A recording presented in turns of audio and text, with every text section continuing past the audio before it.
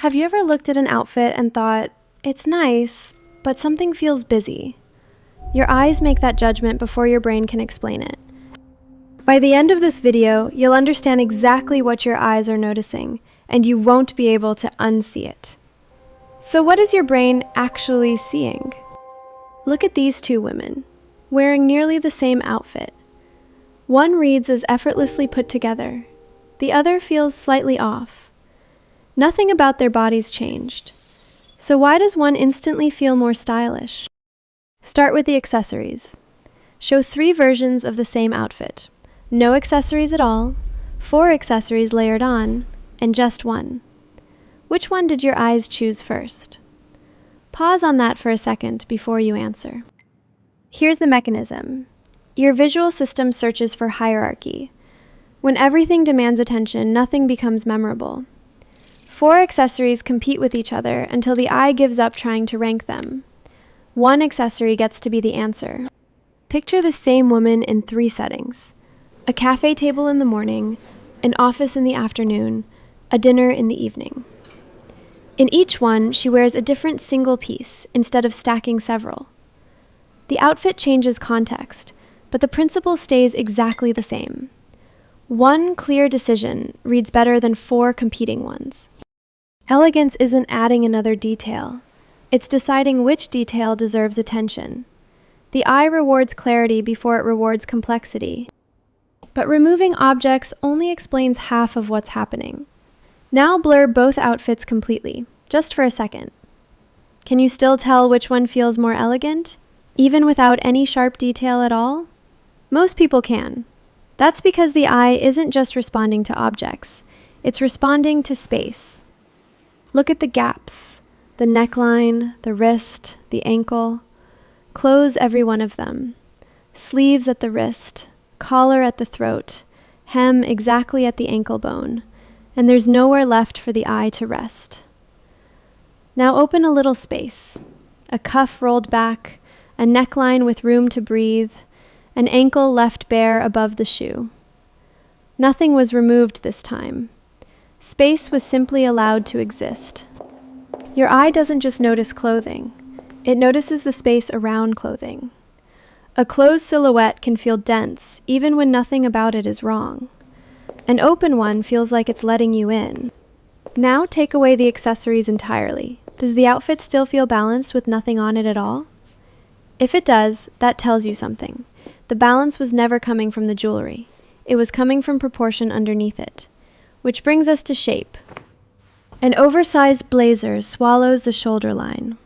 Trousers pool with no break at the ankle. A shirt hangs loose, shapeless.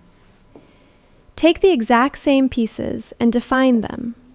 A blazer that holds the shoulder, a sleeve rolled to the wrist, a shirt tucked at the waist. The garment didn't change, only the structure did. Structure is what tells the eye where the body actually is underneath the fabric. Without it, the eye has nothing to follow. With it, the eye has a map. Good tailoring doesn't change your body. It changes how your body is read. Now convert both outfits to black and white. The color is completely gone. Can you still tell which one works better? If you can, that's the silhouette doing the work on its own, independent of anything else. Structure is often the part color gets credit for. Once the eye can see the shape clearly, it starts asking a different question. What about the color? 5 random bright colors sit next to each other, and the eye reads 5 separate decisions, not one outfit. Now try navy, cream, camel, black. A narrower palette, same number of pieces. Fewer colors suddenly reads as one decision instead of 5. Harmony isn't about fewer colors. It's about fewer arguments. A limited palette gives colors a relationship to each other, instead of leaving them to compete. Color tells the eye what it's looking at. But get close enough, and something else starts to matter just as much. How that color behaves under light.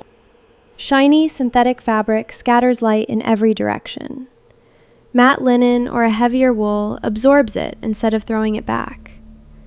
The exact same color, in the exact same cut, can look completely different depending on what it's made of.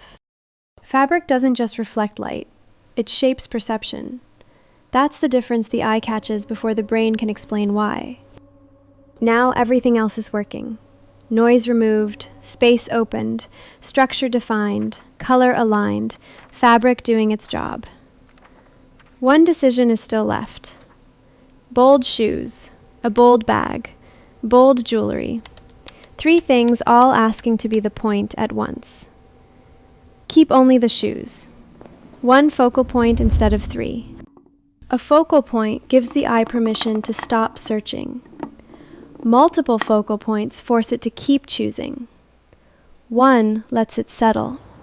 But none of this fully works until the outfit is actually moving.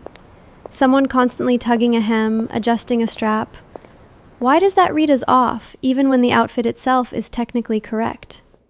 Because discomfort shows up in posture before it shows up anywhere else. Someone at ease, shoulders down, walking naturally, lets every principle before this one actually land the way it's supposed to. Now, a quick history minute, because this is where the word French actually enters the picture. People associate these principles with France because Paris became a global fashion capital over many decades. Designers there leaned into restrained palettes, careful tailoring, and high-quality materials, consistently, for generations. Over time, those choices became linked in people's minds with the phrase French style. But the principles themselves were never exclusive to France. They're design principles anyone can use. Paris didn't invent them. It just used them consistently enough for the world to notice. So, have you ever looked at 2 almost identical outfits and preferred one without knowing why? Now you do. Style isn't something your eyes admire. It's something they decode. And once you understand the code, getting dressed becomes a series of deliberate visual decisions.